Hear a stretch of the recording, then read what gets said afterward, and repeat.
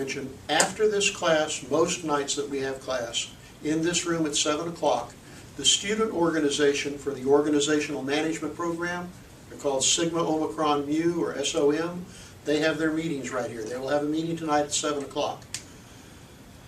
Not only do I encourage you to come to class, I encourage you to get involved with the program, meet the people in the program, come to that meeting, get to know some of the people, and learn from them things to do and not do in the program. You know? Why should you go through everything the first time yourself and learn by experience? What's the problem with learning by experience? You're ignoring the resource? Yeah, the tuition is very high. You get smacked in the face. You fall on your face a lot. Okay? Why not meet some of the people that are close to graduating and say, so what's organizational behavior like? I understand Mark Fitzgerald's teaching it right now. How much work is involved in that class? What about the business law class? Is that going to take me a lot of time? I hear finance is a nightmare. Is that true or not? Mr. Oliveira, is he really harsh or is he really a nice guy? And pick up that kind of information and help use that to design your schedules and balance your courses. Anything else? So on the second part of the midterm, are those questions going to be in those 200 questions too? Yes, sir. Another bank of 200 questions. We pick 40. Are you familiar with the word shtick? S-C-H-T-I-C-K. What is a shtick? It's a routine. It's a gimmick, a routine. You know, a comedian has a particular shtick, the kind of jokes he tells in his delivery. There's a routine or a shtick for going through this program. There's an easy way to do it, and there is an incredibly difficult way of doing it. If you're going to take all 200 questions and work on them by yourself, that's the difficult way to do it. If you get together with 6 or 8 or 10 people and you build that trust between you and you work together, not only do you do it more efficiently, more quickly, and more effectively, you have more fun. You make relationships that you can use in the future. Learn the shtick. I just wanted to kind of verify that. Yes, indeed. I just came out of biology last semester in getting my AA degree. And of course, I'm the oldest, so I'm with a bunch of 18-year-olds, 19-year-olds. But I tell you, they hammered that information in my head. And we had a professor that it was 30 questions, 30 paragraphs handwritten. So you had to memorize everything. Every test, 4 tests, and the final was 200 of writing that. How much biology do you know? A lot. Damn, ain't that a shock? I mean, I walked away with a B+, and it was a repeat. My first go around, of course, I didn't do well, but the repeat was unbelievable. And the difference between my first test, not talking with them, and then them saying, come on and join our group, and I did, left with a B+. Day and night. And we all had that grade together. Yeah, and you every probably exam. still was have that grade. those relationships Right. for the future. The last data I saw, the average age of a student in the organizational management program is 34 years old. You all have a 2-year degree. Most of you have been out working for a living. In some ways, for us, this is like teaching a graduate level course. Because when you have older, more mature students, they don't stand for a lot of nonsense and BS, okay? And I think that's great. And I think that's going to elevate the quality of your education throughout this program, but more so if you get involved with one another. Which goes on to another thing. We've talked about getting grades back to you as soon as we can. I know in the ideal world we don't really care about grades, but if I'm sitting where you all are, I'm concerned about grades. But on every document, on every paper that you turn in and we grade them, we're going to try to give you some feedback. All right? Perhaps encouragement. Sometimes it might feel more like a kick than anything else, but we're going to try to give you some encouragement on each and every one of them. And it's not just saying something to be saying something. We're saying based on the things that we put out there, based on our experience, based on what we know you're going to need to be successful. Not just in this class, but to be a successful manager later on. One of the competencies you have to do in this course is called networking. A lot of life is made up, not so much of whether you're a good schmoozer, but whether there are a lot of people out there who know what you can do. And they will find opportunities for you. I hope you would count within that network as you go through this program as many of your instructors as you can. Please get to know us personally. Let's have a conversation, hang around after class, whatever, correspond back and forth on email. Build those relationships. Same thing between each of you throughout the program. Learn to foster that social ability, that ability to maintain those contacts. Some folks do it to the point they keep all of their network and their contacts and their friends even on a computer, birthdays, personal information, et cetera, et cetera. Whatever it takes, manage your network. Nurture it, grow it wide, grow it deep. Don't be the Lone Ranger. Anything else? Sir? You might have already said it, but about the midterm, there's a 200 question bank. I was wondering, where is it going to come from? You said it's the Kinnicky, or is it? It comes from the Kinnicky text. Oh. It comes from the test bank built by the publisher for that textbook. Oh, okay. When we meet every other Wednesday from 5:30 to 7, is that giving us an opportunity then to talk as a class? and Absolutely. speak? For the most part, it's going to be pretty informal. Okay? We're going to pick out a few things that we individually or maybe collectively, give me 10 minutes I want to talk to you about. Okay? But most of all, we want to foster your feedback on anything and everything going on relevant to this course, this program, job search, the economy, you name it. Yeah. So we know what Andrea does. Are you a full-time professor? And we know Jimmy's retired. So I mean, do you already have a business outside of teaching, or? I'm trying to think of a smart aleck comment. I was like, he's thinking. He must be sleepy tonight. I've been here for 34 years. I'm a full-time teacher here. My nominal field was economics. For 9 years, I had a taxidermy and wildlife art business up in Stark. I've spent a lot of my outside time in the consulting arena, working with nonprofits, profits, and back when Jimmy worked with the city, working for government as well. So I bring things from different perspectives. Each of us does. Right. And hopefully that'll be beneficial. I'll throw in a couple more. I worked in HR for 30 years or so. Every division of it, from recruitment to compensation to training and development to risk management, you name it, I probably did it. I spent 20 years in the military, in the U.S. Army. I'm a Vietnam vet. And probably some other stuff, but I mean, just kind of, I have some life experience, is really what it boils down to. Oh yeah, I was a student here at Santa Fe, way back in the day. We used to call it Santa Play, but that was a different time. This is a different school. And instructor here as well as at St. Leo University. So again, I have some experience and I'm more than willing to share. And our emphasis is trying to be on application, not theory. Right. I mean, we can talk to you about Hertzberg and his theory on how you motivate people to work. Well, it's good to understand the theory, but how do you put it into practice? What does that mean when you report to work the next day and you're now in charge of this department? The DISC profile will be very useful in talking about how do you analyze the people you're working with and figure out the best ways to communicate with them, to motivate, to listen to them, to speak to them. Because we all speak different languages, even though we're not aware of it. So we make it as practical as we can.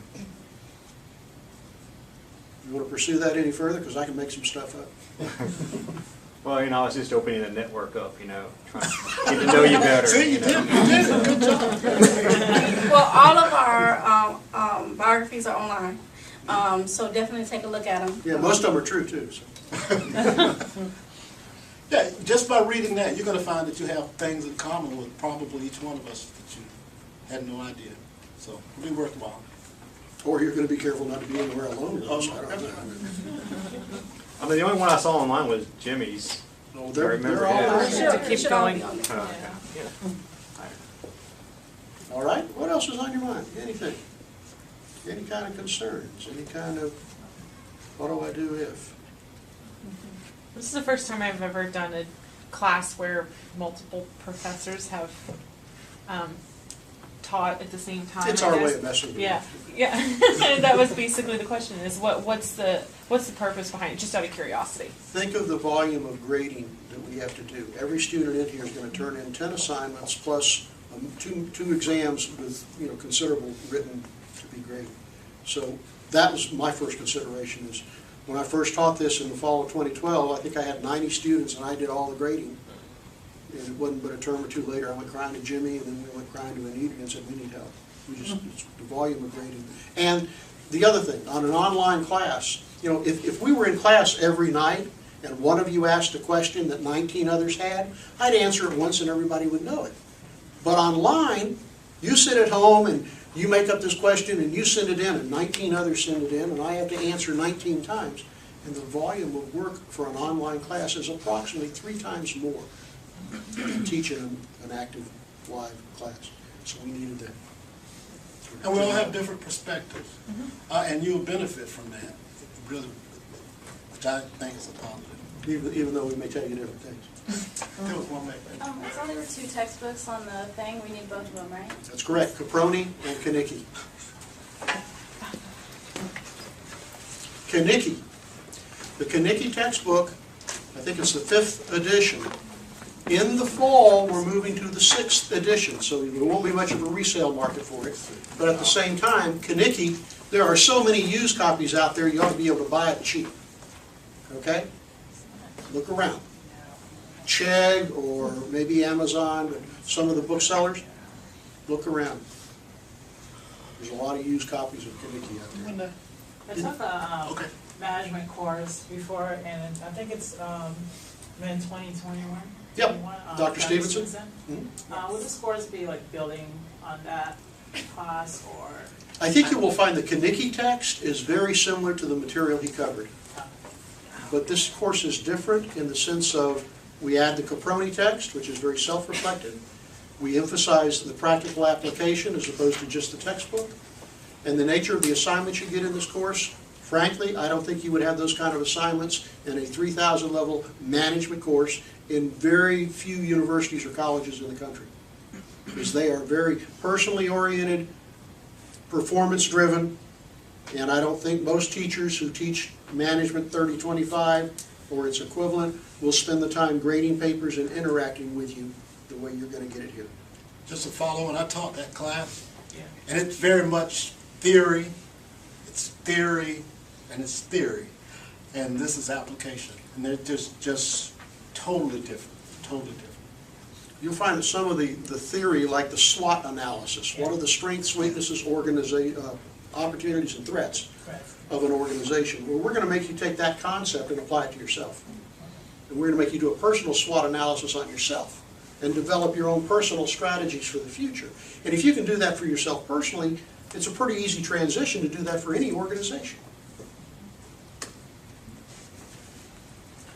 Sure. So what if question that I have is, let's say you are one of the people that get weeded out in the beginning this first week, and then do we go back to our advisor, do we go to you and You go say, to the advisor. okay. And if that happens, and it doesn't happen that often, okay, if that happens, I'd go down to Catherine or Doug in C101, our business advisor, and say, I'm not going to take Management 3025, I can drop it, but what else can I take in place of it?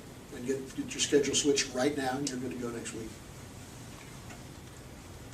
There won't be that many. Yeah, very few.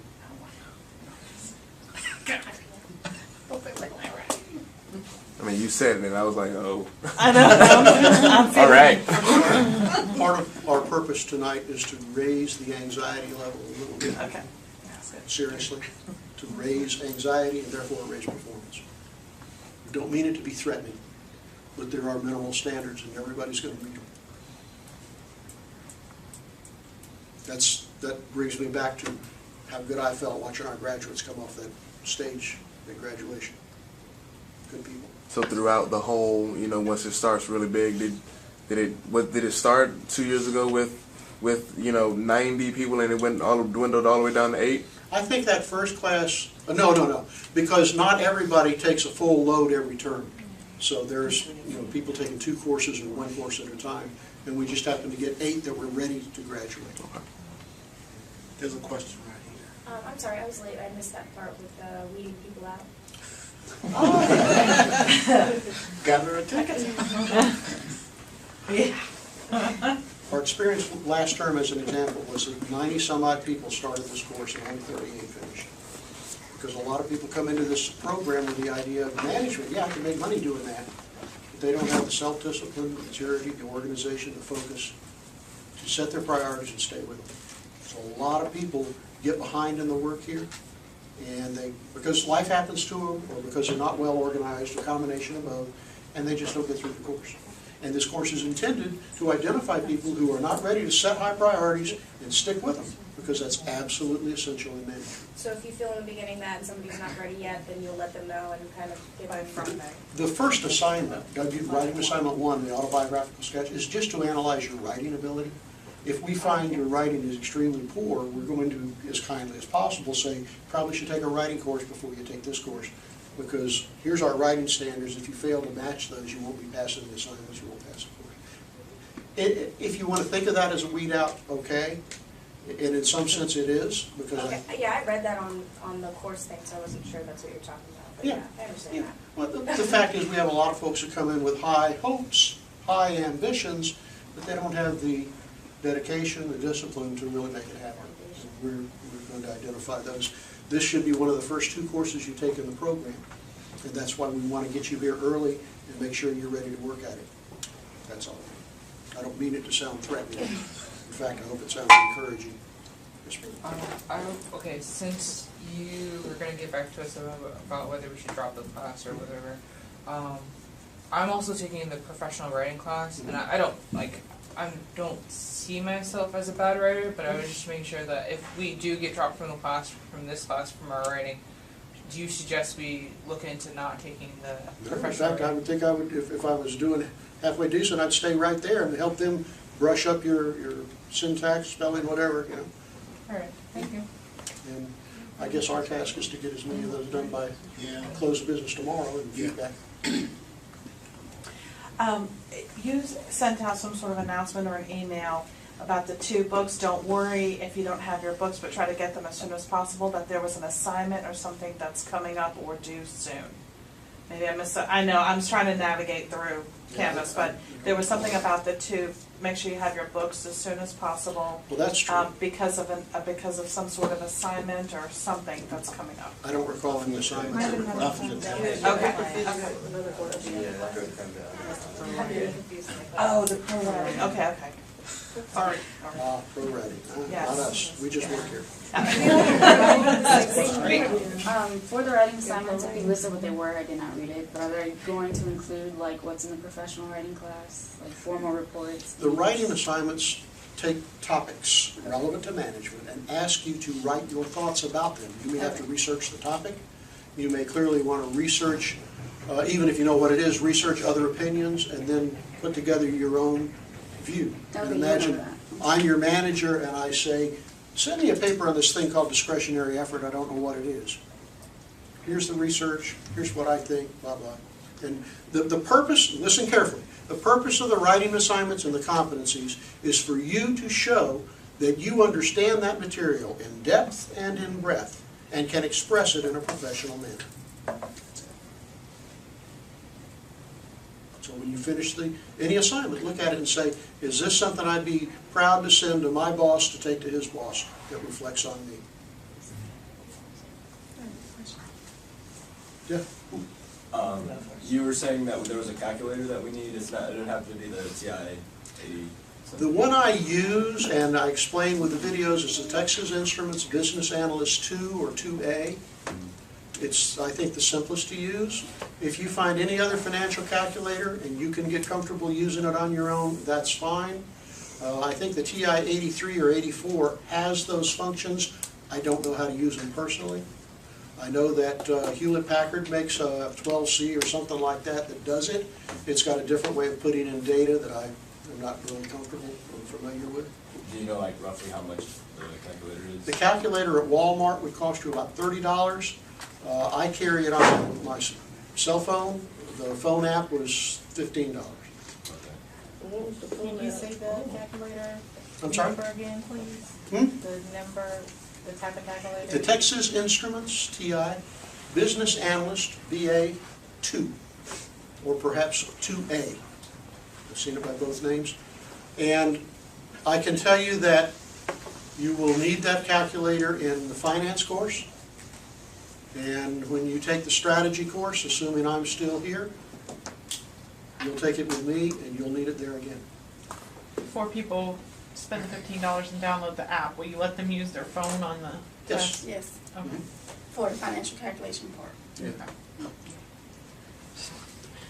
Make Now, sure. we did have one student who thought it would be cute to keep all the answers to the multiple choice questions on her phone. I don't believe she's with us anymore. No. So what happens is you do the Kinnicky part of the test, turn it in, and then you can get your calculator out and use it for the financial. What's the name of the app? The Texas Instruments Business Analyst 2 calculator. Oh, and that's the name of the app. Yeah, that's all I know what to look for. But I've got an iPhone and I found it pretty easy. And I'm really old and don't know what I'm doing. Yes. What are some advice or pointers that you guys can give us about studying smarter? Because some of us, we do study, but it's like not effective in terms of completing the class. You know, going that extra mile to like get that grade. Well, number one, you recognize that fact. But what I would do, I mean, as a student, there's so many resources here on campus. There are numerous resources, and as students, your peers are resources as well. You know, so I would, as soon as possible, especially if you know if this midterm, especially if you have test anxiety and you're afraid of this passing this midterm and final with a 70% or better, I would start now. I would start networking now. I would start studying now. If you have questions, ask them now and learning. Yeah, you know, a lot of what studying smart means to one person means something totally different to another. I mean, it depends on your style, and we're going to talk about that in a couple of weeks. I was not one who would have done well in group study sessions. I just couldn't have done it. But I recognize the value of that, and I believe that in a course such as this, that's extremely important. I know that I would see, particularly the class before the fall term, I guess it was, yeah, that they would assign different people different questions to answer, and of course you would have the second person who would check the answers and that kind of thing.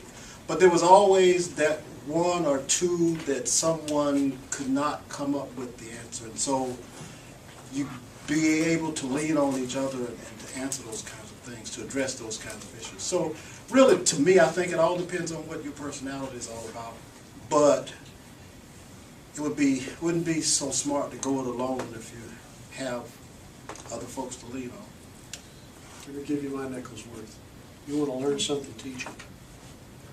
You take questions 1, 5, 12, 15, and 18. You take. We meet here Saturday morning in the classroom for 3 hours. Get up and teach us question 1. Now teach us question 5. Now you get up and teach us question 2. And when you're in front of your peers presenting that way, even in a casual, informal setting, there's nothing like everybody focusing on you to focus your mind. I really believe you teach to learn. I did that through the MBA program, and that made all the difference. A group of 6 of us, we did the whole program together. You can be forming study groups and friendships now that then you can get with the people you really trust and work well with, take courses together as much as possible for the remainder of the program. That's part of the shtick. You were going to share something from this biology class about how do you learn, smart learning. What was that? All of us exactly what you said. We took different questions, and we were a party of 9, and we got together when tests came up 4 times a week. You know, I mean, they were young, younger. No, they didn't have families, children, whatever. So I was the one pretty much doing my schedule, but I made it there. I got there, and yes, I would write down questions, and exactly, I was teaching one question, then the next person a different one and different one. We even had algebra formulas involved. Now, anytime you get an organization or group of people together and you have a focus or a purpose, there's always a possibility of a free rider or two. What is a free rider? That's a person who shows up to every session, who didn't do any preparation, who can't teach anything, and that means if you're truly going to be a manager, you've got to learn to be comfortable looking at somebody and saying, you're not performing. If you don't have your answers next time, don't even come to class. I kicked 2 people out of our group. It's got to happen. It was unfortunate. But Yeah. This whole program is about accountability. Not just your own, but others you work with. Welcome to life. Anything else? A lot of stuff to talk about for an hour. Can you talk about a little bit more about the group that's meeting afterwards and exactly what they do? And The SOM group meets approximately every 2 weeks in this room. They sponsor speakers coming in from around the community and even from outside. They sponsor once a term, they have a panel discussion. Last time they had the COO from Shands Hospital and a couple of others, well up there. And these people talk about what's going on where they work, what they're looking for in new employees, what career potentials are like. What else? They do some community service activities. They have some social activities. Typically after their 7 o'clock meeting, I know you don't want to hear it again, they go out and have a beer, What else have they got? They got together and created their, what do you call them? On their gowns, the cords. The cord. Not, it wasn't a cord, more like a sash, and a couple of other things they're doing for the program for the graduates. It's a good bunch of people, and as long as they don't get wrapped up in too much administration, I really enjoy being around them too. And Dr. Searcy and I are the faculty advisors for the group, and we're generally around for most of their activities too. That may be a drawback, but. I don't know, I really liked him on Monday. He's a good guy. Yeah, he's got a good sense of humor. He very much has a good sense of humor. He's my fishing buddy. We go fishing, he keeps me laughing all day long. Catches more fish than I do too. All right, never mind that. What else? I'm still unsure where the 200 question bank comes from. Is it at the end of each chapter? If you look in the modules on Canvas, it says modules. You'll find a module that says test banks. You'll find, I think it's 2 test banks for the midterm and 2 test banks for the final. That'll have all your questions. And then you'll find a test bank for the Caproni text. And then somewhere down there you'll find the time value of money and financial calculations.